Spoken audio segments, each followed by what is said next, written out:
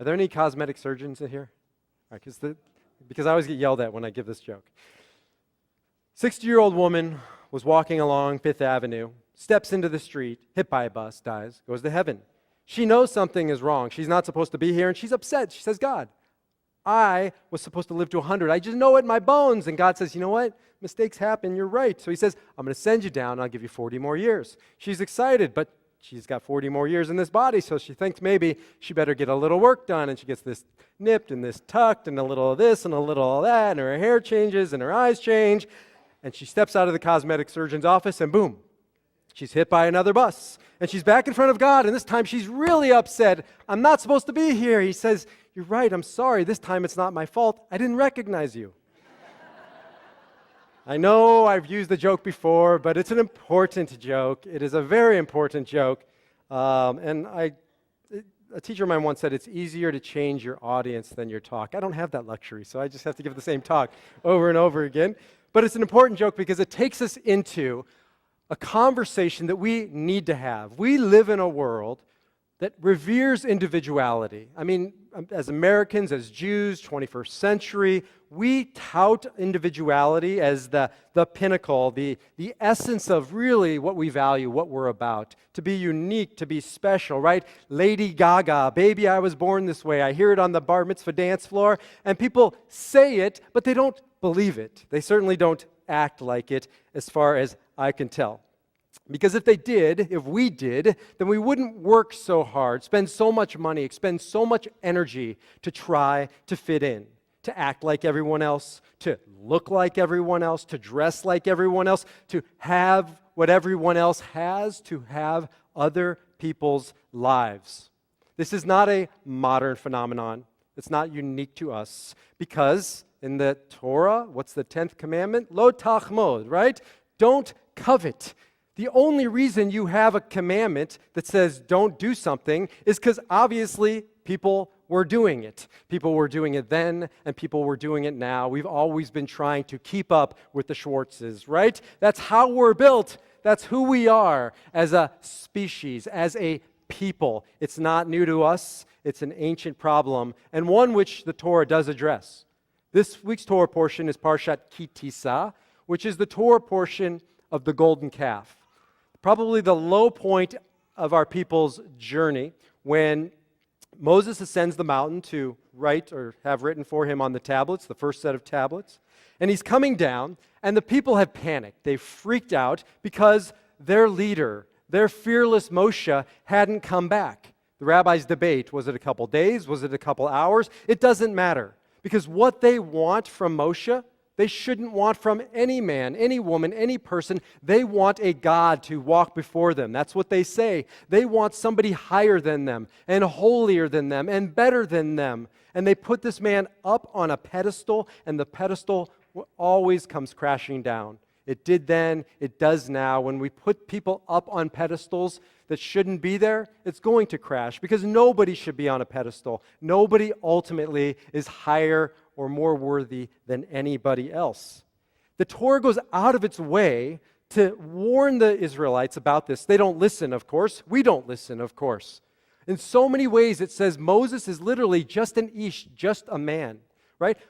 Dennis Prager says one of the unique contributions of the Jewish people is that this is the only religious canonized holy text in the history of humanity to record not just the highlights of our heroes, but the lowlights, the low points, warts and all. Read the story of Moshe, and it is not a story of a flawless man. It's a story of a man who has very little self-confidence at first, who doesn't want the job, who's at times not capable of the job, who gets so mad he hits a rock and looks like a fool and ultimately gets punished for it. Right? This is a man who is imperfect, and we celebrate him because of those imperfections and those flaws and him trying to overcome them. But nonetheless, he's always just a man. The rabbis say this is why we never learn where he is buried. We don't know his burial spot because the rabbis were afraid that Jews would turn his burial place into a shrine, and then he would become more than a man, and we'd raise him up to the place of God, to gods, and that's antithetical to Judaism. That's not what we do. That's not what Hashem, what God says in this week's Torah portion, just before this debacle, just before the falling apart of the golden calf, what did God say? God said it's time to create the Mishkan, the tabernacle. Now, who would be the logical choice in creating the tabernacle, the Mishkan? What would be the obvious number one draft pick, right? Who would that be in the story? Moses. I mean, why wouldn't it be Moses? Well, that's not actually who's chosen for the job. There's a man named Betzalel. He's the chief architect. God said to Moses, saying, I have called by name Betzalel, son of Uri, the son of Ur of the tribe of Yehuda. And I have imbued him with Ruach Elohim. I have given Betzalel, not you, Moshe, or not just you, Moshe. I've given Betzalel, Ruach Elohim, this divine spark, this spirit, this wisdom and insight and knowledge and all manners of craftsmanship. Moses, you are called to lead. Aaron, your brother, is called to run the temple. And Betzalel and the people with him are called to build the temple. Goes on and says, and with him I place Aholiab, the son of Achishmach of the tribe of Dan. Ubelev kochacham lev natati chochma ve'asu et kol asher tziviticha. And everybody with a wise heart, with an inspired heart, with a desire, with this Ruach Elohim, can join into the construction of the tabernacle, and that's exactly what happens. And next week we're going to read about everybody participating in the construction of our ancient holy place. It is as if God is saying, Moshe, right, you are a man, but you are just a man. Don't raise Moses up to the level of God. Don't raise kings above yourselves. Don't put other people above yourselves. Don't put people up and don't put yourself down. You are a child of God, right? You are a spark of the divine. You have the Ruach Elohim within you. And it's pretty awesome when you think about it. Just take a look at your finger. Right? It's just an amazing thing. We take it for granted. There is nobody in the history of humanity that ever was, that ever will be, with this particular fingerprint. It didn't have to be that way, but it is that way, and it must be that way for a reason. Another teacher of mine says not only do we have a fingerprint, but we have a soul print, something that is distinctly us. It is who we are. It is only who we are. It is only who we can become. Henry David Thoreau said, if a man does not keep pace with his companions, perhaps it's because he hears a different drummer. Therefore, let him step to his own music, the music that he hears, however measured or far away. That is what each and every one of us is here to do. It's to find the Ruach, the music within us, and to dance to it. Our dance, not somebody else's dance. And this is the greatest tragedy. It's the greatest tragedy of the time of the Torah. It's the greatest tragedy of the time of Abraham Lincoln. Lincoln said, the tragedy of being human is that we are all born God's original, but most of us die man's copy.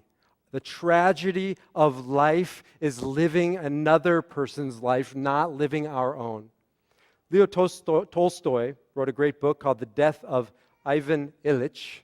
Any of you read The Death of Ivan Ilyich? It's a very sad story about a man in his 40s who is dying, and he's a lawyer. He's lived a decent life by all outward standards, but he wakes up as he's dying, and he asked one of the most sad, profoundly sad questions a human being could ever possibly ask.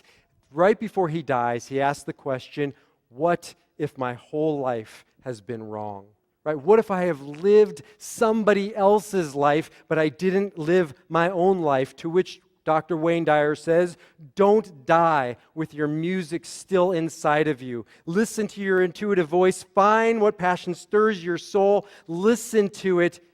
And don't ever wake up and have to say, what if I lived somebody else's life? You should only at that moment say, thank God I lived the life that only I and I alone could live. We're moving into B'nai Mitzvah season. If you didn't know it was coming, it's coming. That means every Shabbos from here until Shavuot, we have a bat mitzvah. And it's a great thing. It's a wonderful thing. And as we enter into the B'nai Mitzvah season, and you start to see these B'nai Mitzvah, these kids coming forward, right? Notice that each one is different. And I think one of the beautiful things that Shirat Hayim has done and many other synagogues in this day and age have done is said that there is no one kind of kid. Therefore, there is no one kind of bar mitzvah. B'nai mitzvah should be as unique as the child. We must create Jewish organizations to rear our kids as Mishlei, as the proverb says, Chanoch L'na'ar al pi darko. You should educate a child according to his way, according to her way, not according to our way, not necessarily the way we were educated growing up. Didn't necessarily work, not according to the way that the Schwartz's kid is being raised or the Cohen's kid's being raised, but to this child. This child is a spark of God, and he or she has her own way to find music and needs to be cultivated. Because this is the danger. We are living in a world where we're losing this spark of creativity, particularly in our youth. Newsweek magazine reported 2 years ago that American creativity scores are falling across the board.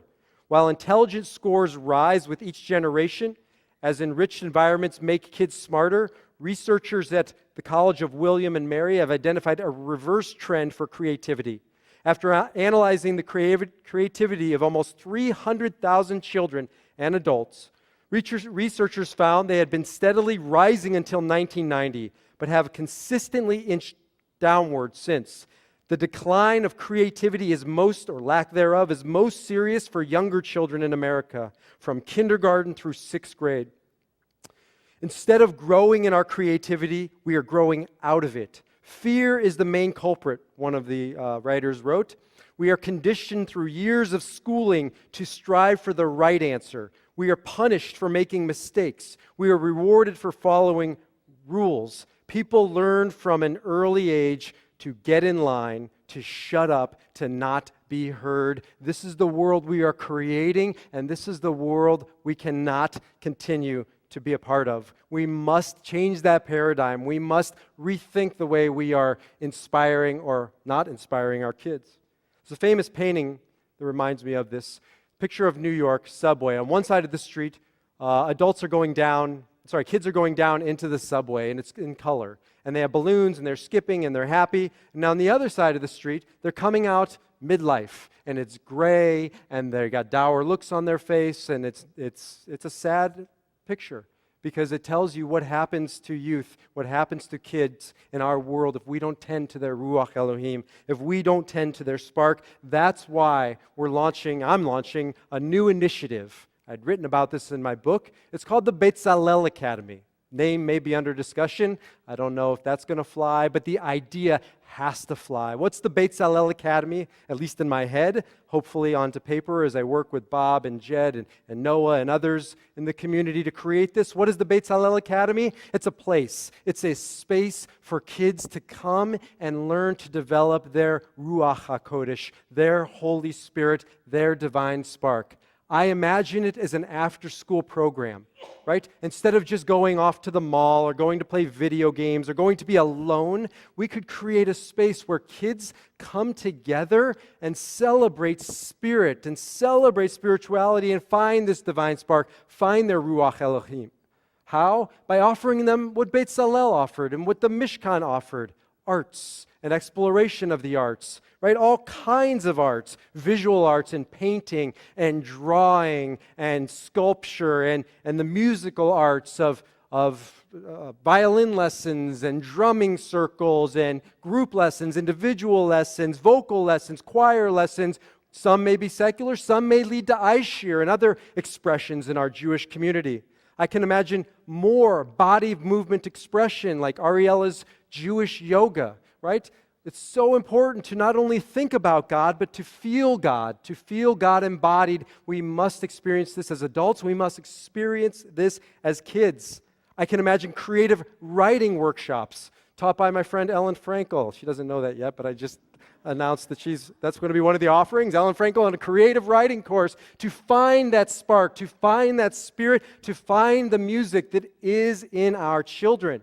It hits on so many levels. It builds community, and it'll hopefully generate revenue to pay for the cost of being Jewish so we can bring down that cost. But the most important piece, the only really relevant piece, is that it continues to foster this Ruach Elohim, this music, this voice of God, this experience of God, the face of God. Let me end with this. A kindergarten teacher told everyone to draw a picture of what was important to them. In the back of the room, little Johnny began to labor over his drawing. Everybody else finished and handed in their picture, but he didn't. He was still drawing. The teacher graciously walked back and put her arm around Johnny's shoulder and said, "Johnny, what are you drawing?" He didn't look up. He just kept on working feverishly at his picture. He said, "I'm drawing God." "But Johnny," she said patiently, "no one knows what God looks like." He answered, "They will when I'm through." And that's the holy chutzpah, that's the Ruach HaKodesh, that's the song that we need to instill in our children. We don't know what God looks like, but we will when they come of age. We know what God will look like through the way they live their lives. We'll know what God looks like when they get through.